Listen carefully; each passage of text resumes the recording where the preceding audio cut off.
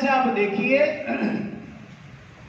آدم علیہ السلام نے ممنوع درخت سے پھل کھایا. اللہ رب العزت نے حضرت آدم اور ام حوا علیہ السلام کو زمین پر اتارا.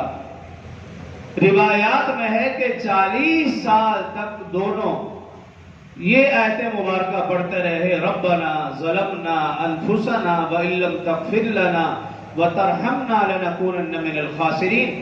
اے اللہ ہم نے اپنی جانوں پر ظلم کیا، اگر تو ہم پر رحم نہیں کرے گا، اگر تو ہمیں معاف نہیں کرے گا تو بے شک ہم خسارے والوں میں سے ہوں گے، نقصان اٹھانے والوں میں سے ہوں گے.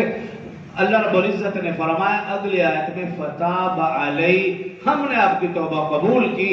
روایات میں ہے کہ حضرت آدم اور ام حوا علیہ السلام کی توبہ قبول ہوئی، تب بھی 10 محرم الحرام کا دن تھا.